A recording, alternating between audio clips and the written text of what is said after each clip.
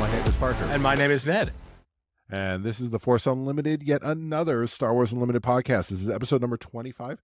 We're recording on November 17th, and today's episode is called The Good, the Bad, and the Ugly, which is a very loose theming around three separate segments. If you'll allow me, Ned, I suggest I want to start with the ugly, because I want to build up to the good and end on a high note, because we're both fans of the game, and it would be a sad episode to start with the good stuff and then just wander down. It's not just three unconnected topics. It's a series of vignettes. It's an exploration of the world around us. Yeah. I'm shamed that the math guy has outworded me, but yeah, I think that's fantastic. So, but before we do that, let's talk about the match that we just played, and let's talk about it briefly. Briefly, okay. I'm okay to talk about it briefly. So, I ran Django Red with Tarkin Town, the hot new thing. Now that Boba Fett's been gunned down by that terrible Tyler Parrott and the no good bunch from Fantasy Flight.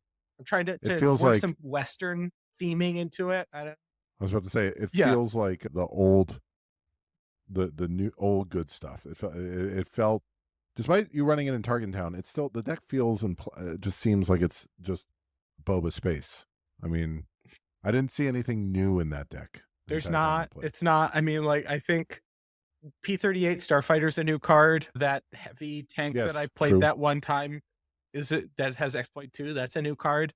But you didn't exploit it. I didn't exploit it. No, I just Zero Dark raided it in. That combat trick that gives Triple Saboteur, Dark raid. Yeah. Triple Dark raid. Thank you. Yeah. That one combat trick that gives Saboteur is new, I guess. But yeah, and Django's new. Did you play obviously. that? Obviously, I had it in hand. I was debating whether. I'm not saying that there aren't new cards in the deck. I'm saying what I saw was a lot of Greedo and Cartel and untouchable raid 2 nonsense. I was running Luke. I was running Luke in green with the General's Blade. That was a last minute selection. I wanted to go with Yoda in green, but I felt bad bringing a meta deck to the evening. Listen, Parker. How many times have you shamed me for running my Crunch Wrap Supreme?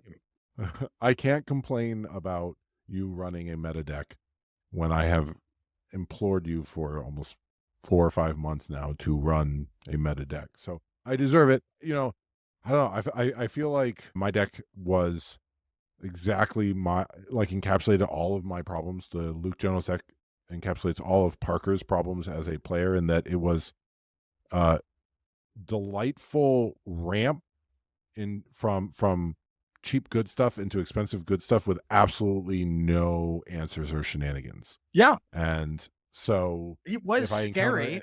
I mean, like staring down like a 7 power Kane, a 9 power Kanan, like, it's a lot. It is nothing but good questions, and yet it lacks any answers of its own, right? Like, and I to borrow the parlance, right? Like, it was a deck full of just great questions to present to you. But the moment you presented a question to me, I had no answers. Both games, I got you to 24, or we mathed it out to 24 and 1, and that's good, but that's not 25.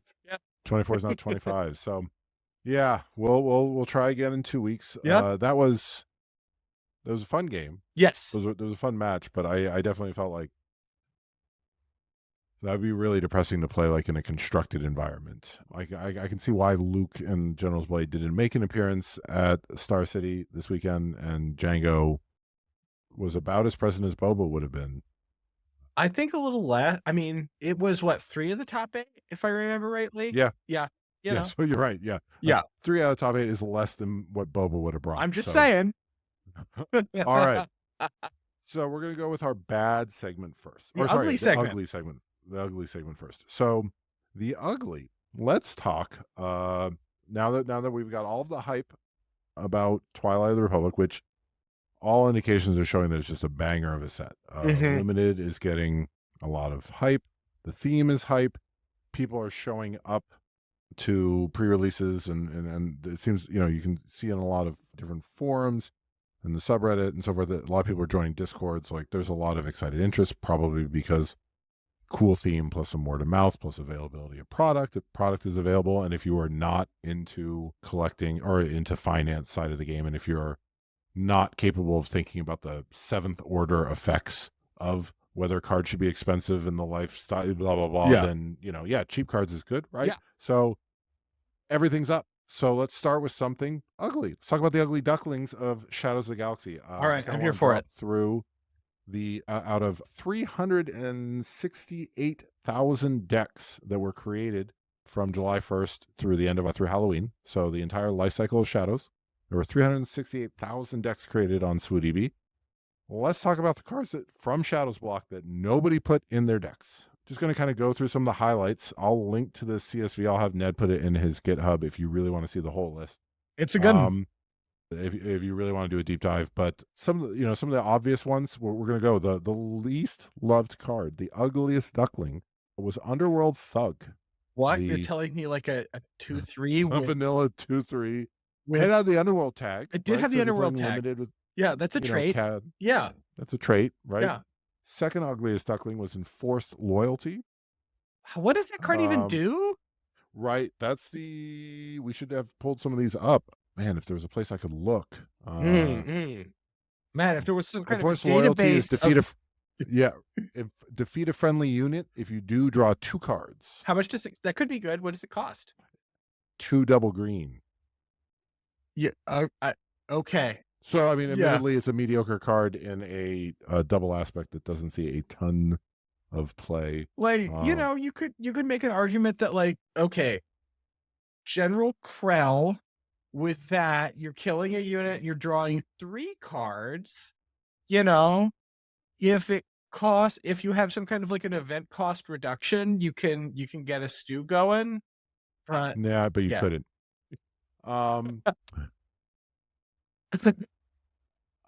Number 3, the third ugliest duckling, was Resourceful Pursuers.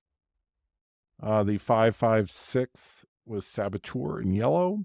That's Okay. that makes sense to me. I mean, that tracks. Saboteur is not a delightful keyword on beef. No. Yellow has other options to get around Saboteur, or to get around Sentinel and Melee. shields, right? Like just Yeah. bounce it. Yeah. Right. Like, yeah, exactly. So it doesn't make sense. It makes sense to me that nobody would choose to put that in their deck, I think.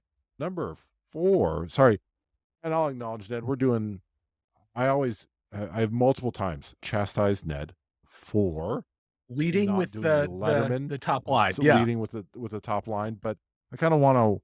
I feel like I want to work down the list until I get to something surprising. So we don't really have an end point for this segment. We're obviously not going to go through all 252 cards. I think I see an endpoint. I think I see an endpoint on the 8th card. Okay, some natural surprise there. Yeah. Wanted Insurgents, again, a 3 for a 2/4. That's Or for a 4/4 that, like, the other person gets to do 2 damage. That's just not something I think. Again, that's one of those things that, like, maybe green would want. These, like, feel like both this and the resourceful pursuers Yeah. both feel like cards that are not necessarily terrible. They're just not very good in the colors that they're in. They're not doing what the colors want. The number 5, sorry, the 5th ugliest duckling, not remotely a surprise. Grief Karga. So if that, like, the Mandalorian deck ever got off the ground where you're playing a lot of enhanced and I mean, Yeah. upgrades are barely playable as it is, yeah, right? Like, I just think, like, most upgrades, I mean, sure, there's some bounties that are good, but if you're running a bounty deck, then you're running a lot of bounties. Yep. If you're running, there just aren't a lot of decks where there's a lot of clutch heroism upgrade. decks where you're putting pants on people. Yeah. Yeah. It just doesn't work out that way. This one starts to, catch me off a little bit is a number 6 Slaver's Freighter. I feel like this deck, I saw a non-trivial amount of play at my locals. So the fact that this was so unloved. And that is the 5-cost 4/5 space unit in in yellow black that when played readies another unit of power equal to or less than the number of upgrades on enemy units. Yeah. And just so And dear listener, we're kind of describing some of these partly just for ourselves, right? Like the end of Shadows is not a time where we need to be reminding you of what cards do, but no, the point of this segment is nobody played these cards. So, Yeah, like out of 300, ready for having like a lot of bounties. Like, what do you think is the most common number of bounties that you see on enemy units? 3, 3? maybe. I mean, like I Yeah, feel like the number of times I've had more than 3 bounties on me is, and even in a boss deck is yeah. low. So you're You know, readying like something with 3 power. I think another thing that hurts Slaver's Freighter is it says another unit. Like if it could ready itself, I think that you thing. might be able You'd have to have 5 upgrades. That's equal to or less 4, just 4 upgrades, just 4 upgrades. that. I mean, That's yeah, still a lot, um, but like yeah, you do count their own upgrades. but So like Slave One, Fet's Fire Spray yeah. exists. So, Yeah, no, you'd rather you know, play Fifth Fire Spray.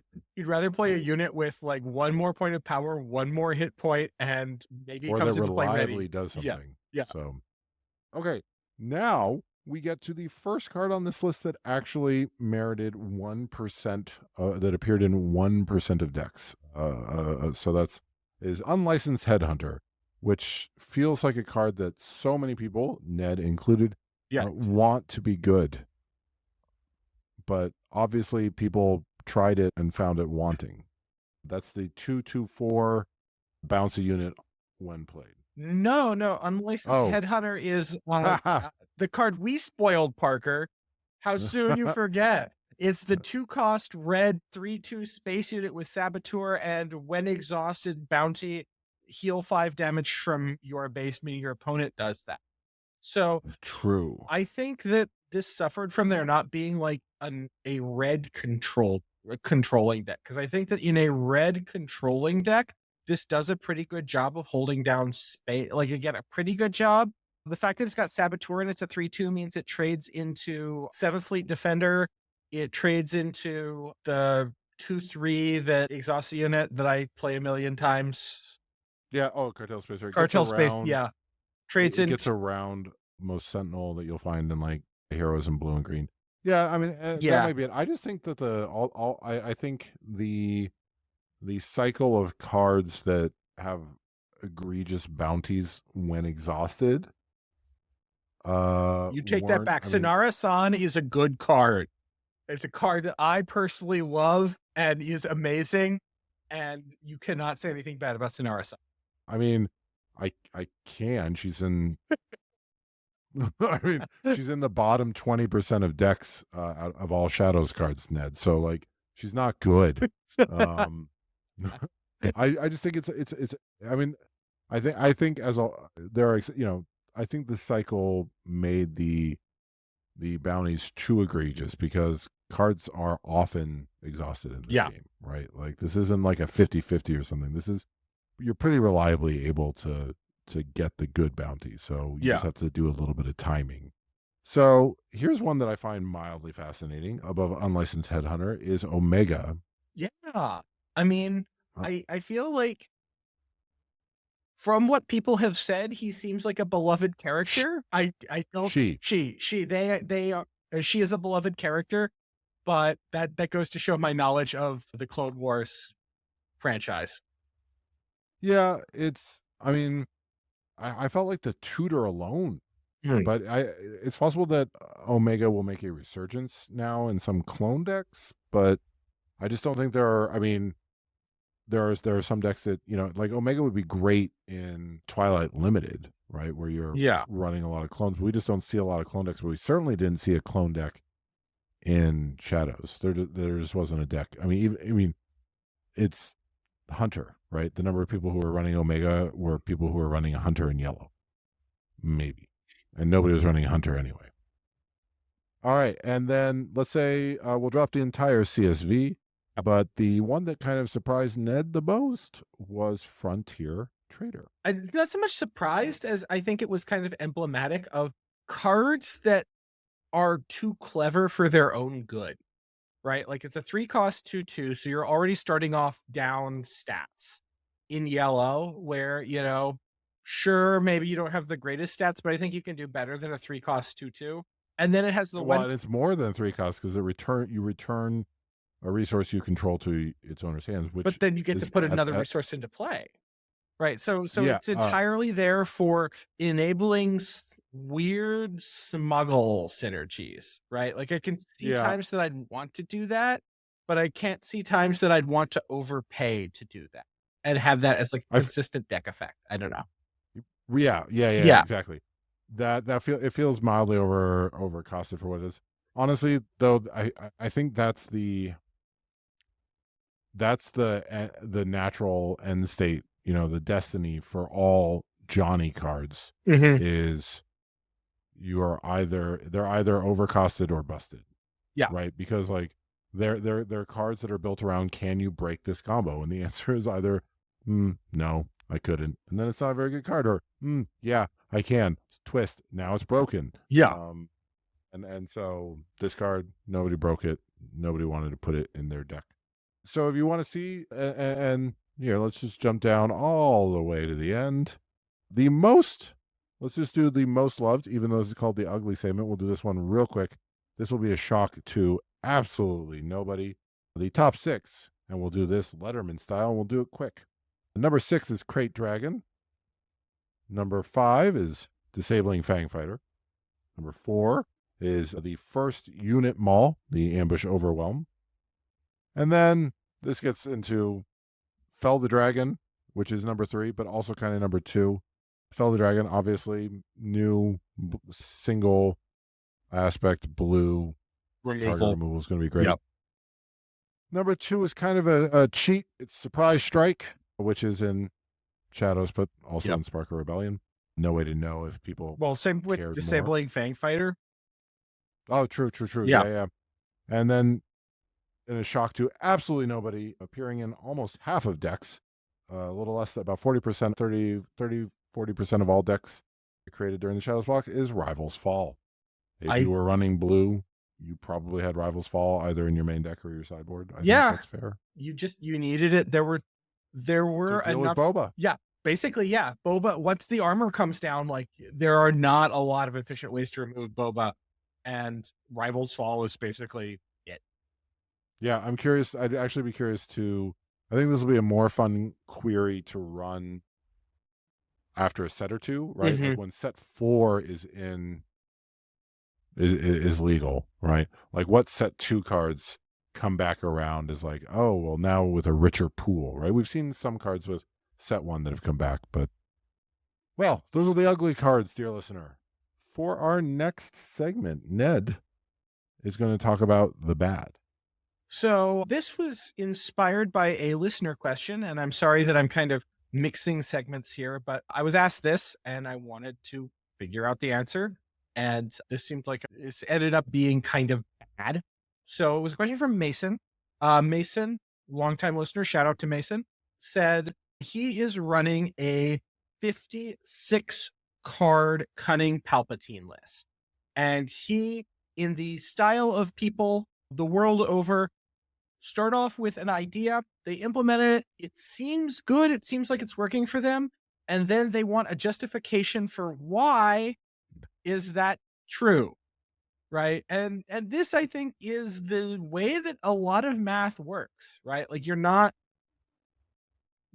very rarely do people approach math with a complete or mathematical arguments with a completely like, just let's see what comes out of the numbers. Typically people are trying to answer a specific question, and most of the time when you're trying to answer a specific question, you have a specific answer. So the question basically is, if I'm running Cunning Palpatine and I am running a 56 card deck, does that make sense mathematically? And there's kind of Cunning Palpatine meaning Emperor Palpatine in Cunning? Correct. Yes. Emperor Palpatine in Cunning. This was written before the current Twilight dropped. Yeah. But Emperor Palpatine, so it's a villainy, cunning, green deck, cunning leadership deck. And with 56 cards, how bad? Why would you want to run 56 cards? So the argument for running 56 cards is against control. So if you're running a Palpatine deck, you tend to draw yourself out. Like, this was something that I experienced during the very first pre-release. I got Palpatine for my leader, and there were a number of games in which I was drawing myself to death because I like killing my own stuff. I don't know. I'm weird. But you also add that in with like reinforcement walker. If your opponent is running vigilance, if you've got Kanan Jarrus, that's more things that are getting flipped off the top of your deck. And so having that extra card buffer, it can give you a non-trivial amount of additional survivability into a like specifically control versus control matchup. So, can we answer that question? The answer is kind of. So let's start off with Yay! yeah. I mean, this is why it's bad. This is why the segment is bad. So let's start off with the first order effect. The first order effect is perfect. You heard that, dear listener. The joke is that the segment is bad. Yes. So, all right. So the first order. The first order effect is like the most obvious thing. So the most obvious thing is if you do this, you will lose about 5 percentage points worth of odds to draw a ramp effect. And this was specifically the context around Mason's question. Is Okay. I'm running 6 ramp effects. What happens? So that you are losing 5% of 5 percentage points worth of a chance. So if you're being like really aggressive in your mulligans, you go to like an 89%, you go to like an 84 from an 89% to have a ramp effect within the first 2 turns of the game. If you're running 6 and yada yada. So is that worth it? Well, this is where we get into the second order effects and where it gets complicated. So, Parker, if you don't draw Pop a ramp quiz. effect, how bad is that? I don't know. I don't know I feel like either, Palp, right? I feel like Palp wants to ramp, right? Like Yeah. if you're in Green Villainy and you're not ramping, you're doing something wrong, Right. Right. But like, I don't know. Plenty of Green Villainy decks just end up not ramping. You can't so aggressively. If you, I mean, I more than anybody have played decks with too many ramp effects, right? So, you have to assume it's resupply and super laser technician, and sometimes you don't draw those. Like in a 50 card deck, you regularly, even if you're mulliganing hard for them, and I don't think it's wise to always. Those are not cards you mulligan super aggressively for, right? Right. Like, And the effective ramp is even like more complicated because if you're ramping against an aggro deck, you're already kind of a dog to an aggro deck. And if you're taking a turn off to resupply, you're I mean, Yeah. you're already halfway dead. Yeah. Like, congratulations, you have 5 resources. Unless you can literally and like 10 health. Yeah, unless you can literally overwhelming barrage and clear their whole board, you're in a really bad situation. You have non-zero odds of pulling that off. Right. I've I I've mean- run aggro against Kira, not against Palp, but yeah. Right, and this is where it gets in. So what is the problem with drawing your ramp? Like, do you lose every game in which you don't draw a ramp? Do you not lose every game in which do you win every game in which you draw a ramp? What are your odds of winning against a set of different decks? Does it change? So I made a series of really aggressive assumptions. And those really aggressive assumptions are number 1, you are 40%. You have a base chance of winning against mid-range of 40%. You have a base chance of winning against aggro of 20%. And you have a base chance of winning against control of 50%. If you draw your ramp card, you gain. Why is anybody running this deck if they don't have? Well, so this is the base chance if you don't draw your ramp, right? And so then I quantify it and I say this is the edge if you run your ramp. Okay. So now we can scale the amount of edge you get from drawing your ramp, and we can say, okay, if you draw your ramp, your odds of winning in mid range. Let's say that you have like a 15-point edge, right? If you have a 15-point edge, then that says if you draw your ramp, you go from like a 40% chance to win against mid-range to a 55% chance to win against mid-range, right? Okay.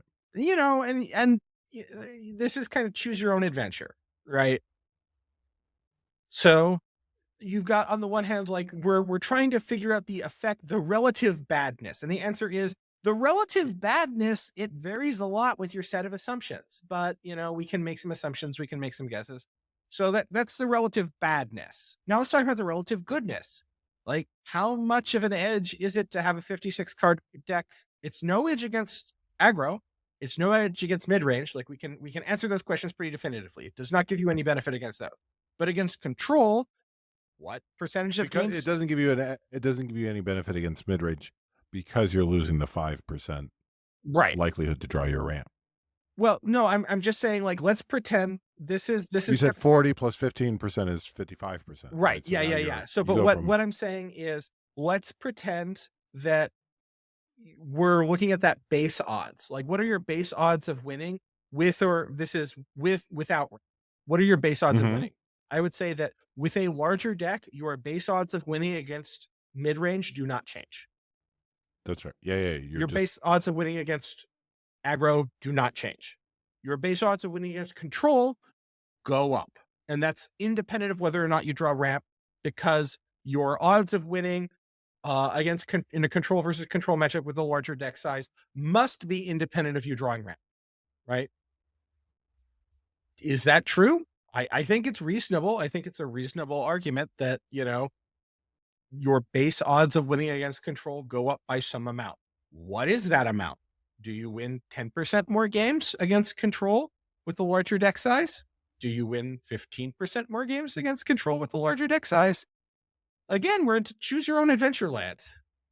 well, so this feels like not to do an end run around your segment, Right. but you opened it by saying it was bad, but this Yeah. feels like you're giving Mason a framework Yes. to then, he starts with anecdata Right. that this feels good. Yeah.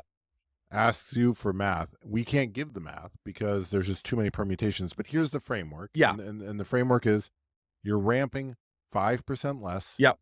And you have 6 plus draw, an additional 6 draws against control. Right. And that's the trade-off. Yep.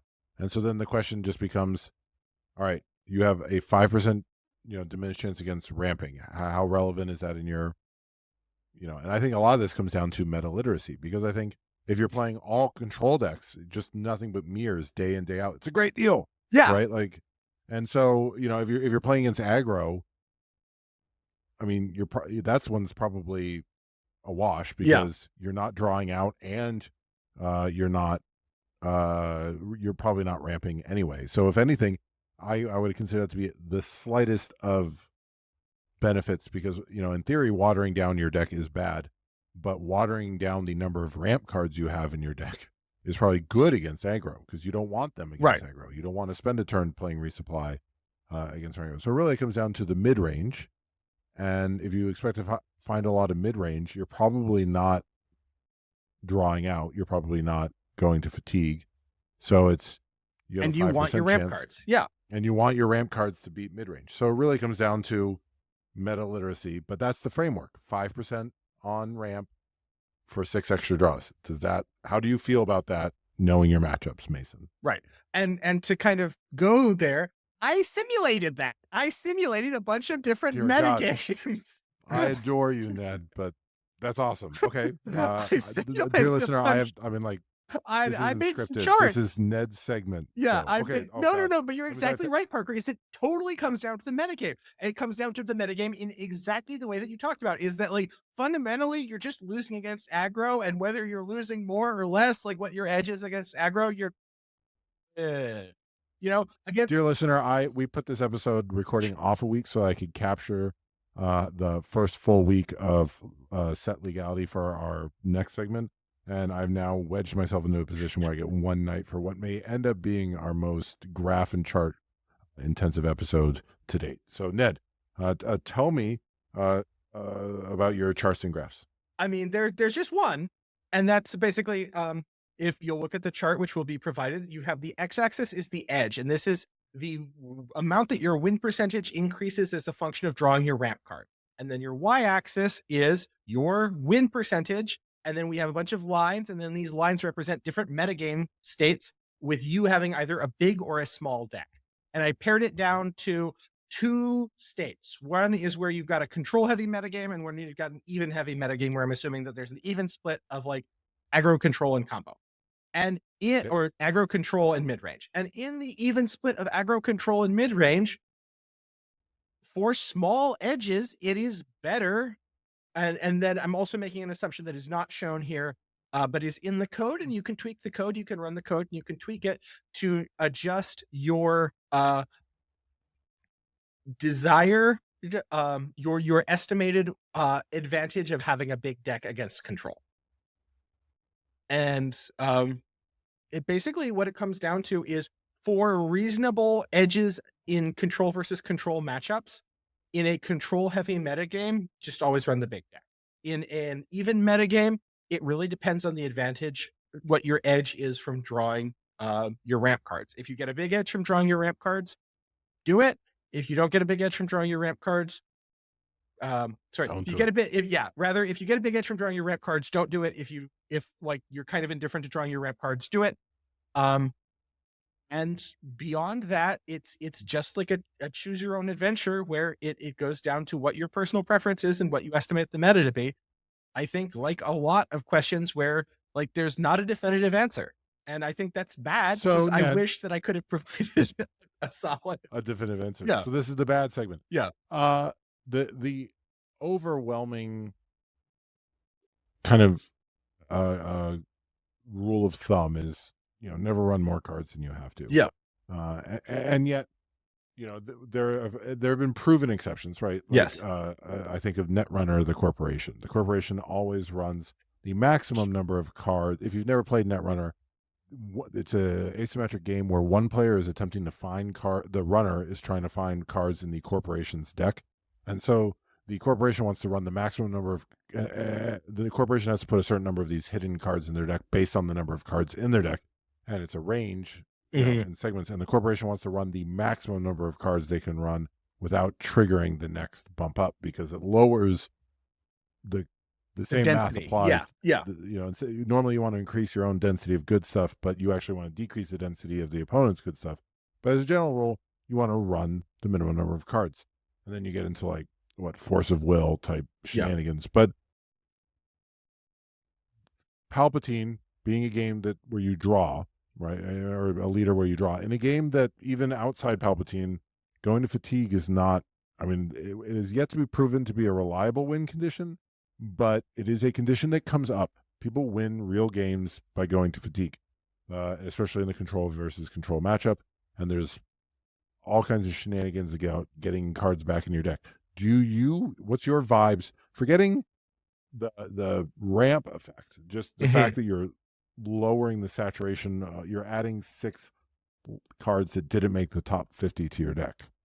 What's your vibe, Ned? You think, you've played a fair amount of Palpatine. So my vibe on this is, it comes down to the value of the next 5 cards versus the average value of a card in your deck.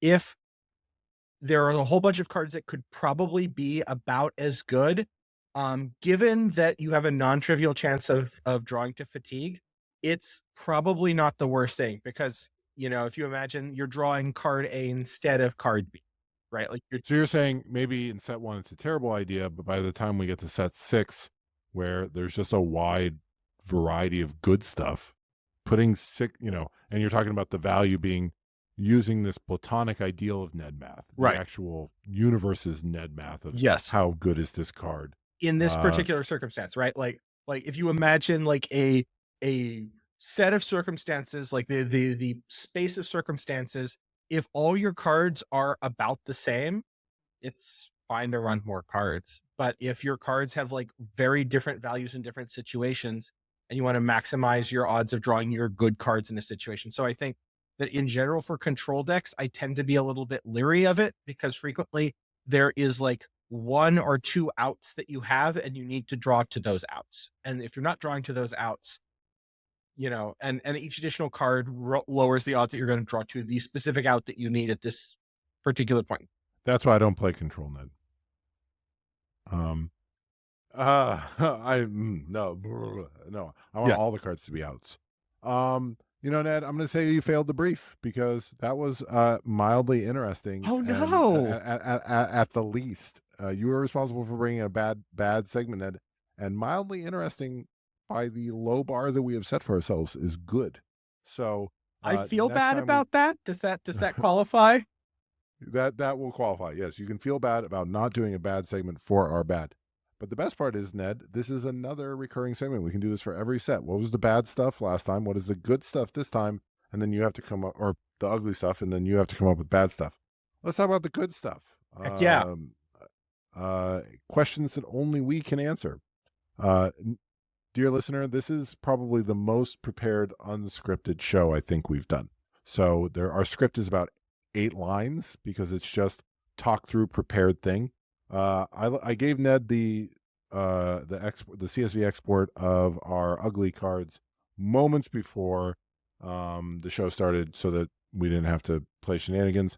But Ned will be hearing the top 10 for our good segment, the top 10 desired leaders in the first 2 weeks of Twilight of the Republic. So November 1st through November 15th, what leaders were put into decks? What did people want to play? And Shadows, I felt when we did this was a little bit surprising. I don't think this one's going to be crazy surprising. I will spoil that Boba fell off the top 10. That's not a shock. What? Boba went down to 14, I believe. Which, given that they only, I thought he would have been so weighted even in the first 5 days because he was dropped on the 4th, 5th. That sounds right. Yeah. After pre-releases. And so I thought that he'd still be weighted up there. I mean, 13, 14 out of the 54 leaders that we have is still a great showing for a leader who's no longer playable. But Boba does not make the top 10. Okay. Maybe not a spoiler. Neither Boba makes the top 10. Yeah. So out of almost 60,000 decks, 59,000 decks created in the first 2 weeks of Twilight of the Republic. Mm-hmm. General Grievous is number 10 with 3%. People's trying to make the starter villain yellow work, so that not a shocker. Bringing in the next 3 leaders, all with 4% of the deck list, were Quinlan Voss.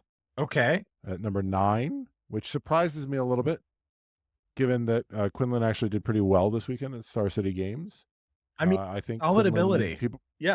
People are pumped to play. People are pumped to play. Hero Yellow. Yeah. That just plays, right? Yeah. Han 1 is a very good competitive deck. I think only getting better. But Han 1 is it's a chicanery deck. It's a shenanigans deck. It is a deck that, even if you're not playing the casino version, it is still just a goofy deck. You are definitely playing weirdly. You're not playing Star Wars Unlimited like the way you normally play Star Wars Unlimited. You're doing weird stuff. So I think Quinlan Voss is oh, hey, here's a competitive yellow hero leader that plays the game kind of how you would expect to play. He still requires weird timing. Sure. You're still in yellow. Let's not delude ourselves. You're still in yellow. But Quinlan Voss, number 9. Number 8, my boy Maul. Nice. People were pumped. Number 7, also at 4%, is Asajj. That one caught me a little off guard that she rated as well. I think people are primed for a non-heroism aggro deck. We'll see how that plays out, but people are cooking with her. Okay. Number 6, Captain Rex at about 4.5%. That one doesn't shock me. He's a beloved character, green hero. He's the first, I think, green hero leader. If Coordinate's going to work, it's going to be in Rex. I don't think it's going to work. I think this number is higher than it deserves to be. I think this number will be much lower in a month. Yeah. I think people are cooking with Rex because they love him, and he's not going to be very good. I'll state that now. That's probably already a cooling take. I doubt it's hot. I'm happy to be proven wrong, but I don't think he's there. Number 5. This one surprises me though. Is Dooku with just over 5% of all decks. I don't think Dooku's good. And Christopher Lee is awesome, but I don't know to the extent that Dooku's a beloved character. Is this the curse? Because I remember back during set 1, Unit Dooku looked really good, and then it just didn't quite ever play super well. I mean, I think Dooku's ability is phenomenal Mm, if it was on a trait that was like more present in more cards, right? Dooku, who worked with troopers or separatists, mhm, troopers or vehicles mhm, or something that existed outside of set three, then yeah, I think the core premise of the ability is fantastic, and it's why he does so great in limited. The ability to sack something you don't care about to bring a card you do care about in 2 turns early is phenomenal. But we don't have any separatist cards outside of Twilight, so to play Dooku, you're essentially like aggressively limiting yourself to 1/3 of the card pool. And mm. this is the same problem we have with Leia. This is the same problem we have with Padme, right? Like this is the same problem we have with Tarkin. Is Tarkin's doing better because Space. he's gotten tools and space, Yeah. but fundamentally, when you limit yourself to a keyword that doesn't appear very often, like if you get to Typo play is with fewer tough. cards, Yeah. typo stuff. I don't think typo stuff. I think Fantasy Flight is making a very conscious choice right now to choose types that are that are Mhm. not omnipresent. Like, if you saw a leader like, and hey, set four is coming up. If you saw a leader like Wedge, right, who Mhm. Wedge the unit gives a bonus to vehicles, Right. and a leader who gave a bonus to vehicles. Okay, well, I can run an all vehicle deck, Mhm. right? Like that. That has if there's a You've good, got ground I can and space, right? Like, yeah. ground in space, and I can run an all Jedi deck. I can run an all Trooper deck, right?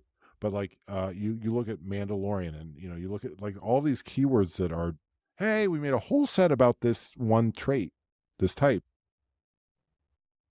Like, yeah, I just think so. I'm surprised. I mean, Dooku. I think people are blinded by how good the ability is mathematically without like playing out that the card pool for Dooku is not good, and I don't think it's quite there. Number 4, Mhm. Django, Jenga. Oh, which okay. All right. Yeah. yep, like one in 20 decks is a Django deck that absolutely tracks. That seems totally. We saw it play out this weekend. Number 2, mild surprise for me, but makes me kind of second guess what my decision for tonight's match. Ned is Yoda. Yoda brings in about 7% of all decks created in the first 2 weeks of Twilight. I mean, he's such a good control leader. Like you're setting up your draws. He has a flip turn where he gets to defeat an enemy unit. He's got restore. He's got good traits. His stats aren't like shabby. 4/9 is not the most exciting. 4/7 isn't the most exciting stat line, but it's not bad. No, Yeah. he's 4/9, not 4/7, Yeah. 4/9 for right? 7. Oh, 4/9 for 7. Yeah, yeah, Yeah. yeah. Right. Yeah. Like that's Yeah. judge him by his size, right? Yeah. Like, I yeah, I don't know that. I wonder for a true control does Blue Hero have does Blue Hero have the top end for a pure control? I think he's a great pure control leader. But like, if you give me a choice between like Avenger and Super Laser Blast versus, I Not mean, having a super laser blast, I think, is one of the things that's going to be really tough for hero control. Is you need some good multi-target removal that hits more or less yeah, everything. Yeah. no, I think there's potential for Yoda, but in my mind, the like having considered and actively considering playing Yoda a lot is if you're playing Yoda, Mhm. then you're opting into playing essentially a mid range, like a soft control, bordering on mid range, right? Like Mm. what you've got, because you've got all of the green hero good stuff or the red hero good stuff. Mhm. And there's a lot of green hero and red hero good stuff. If you're Yes. running Battlefield Marine or Poe, like that just feels good. Yeah. Especially being able to like turn 2, you're my only hope, Poe out. Like turn 2 Poe feels fantastic. But then you start to ask yourself, well, if I'm playing this kind of level of deck where I want blue, I could be playing Krennic. And Krennic is also like a mid-range and a soft control deck. Right. But you get Power of the Dark Side. Yeah. And, you get Super Laser Blast. Super Laser Blast. And you get Avenger. Overwhelming Barrage. Yeah. And so then you start to say, well, but then once you're playing Krennic, you're like, okay, why not just play Kira, right? Yeah. And so for me, the competitive natural endpoint of wanting to play Yoda is still ending up playing Kira. Like that's where that avenue of that deck, in terms of like the grander scheme of why not Boba, is if you're thinking about Yoda. Because if you're thinking about playing Yoda on the more aggressive side, like really leaning into the mid range, I think Luke's going to do that. Yes, I would definitely agree with that. Where card smoothing, like card selection, is not as good as Shield if you're fighting for board control. Right. Yeah. So, but Yoda doing well. The number one most popular leader, you've probably guessed it if you've been paying attention, who we've already ruled out. The most popular leader in the first 2 weeks of the Twilight Republic set is Anakin, with a hair shy of 8%. Popular character, popular, well-built color. You have a shell that you can immediately slot him into and see how it does. Yep. Given that Sabine was present this weekend and there wasn't a ton of Anakin present this weekend, that tells me maybe, I don't know if that's that Anakin doesn't have it or if just people want to run what they've got reps with. But I think Anakin is also like, it is the kind of deck that appeals to me, but you're doing a lot of dancing on the edge of a knife, right? Like you want to, you are actively hurting yourself to try and squeeze out those little bits. And given the number of games of SWU that I have played that have been decided by one action, I think that you gotta be Like real tonight. sharp. Yeah. Like tonight, right? Like you gotta be real sharp to be able to do it. And I'm not saying it's bad. I'm just saying I think it's that a there's some high skill floor. high skill. Yeah. The you must be this tall to play is non-trivial. And I do wonder, it'll be interesting to play. You're already having to make that trade-off, but then you're making that trade-off to trade into units when you're in Hero Red, which just wants to go fast. So you're asking yourself, how do I, when is it good for Hero Red to be trading up as opposed to just going face and letting? It's a tough act, but again, people love Hayden Christensen. He's having a bit of a resurgence. He's a compelling card, and if you're a content creator, what people would like to hear about in the next 2 weeks, I'm telling you, it is Anakin, and that's our the good segment. That's what people are hyped about, and we're hyped about this game.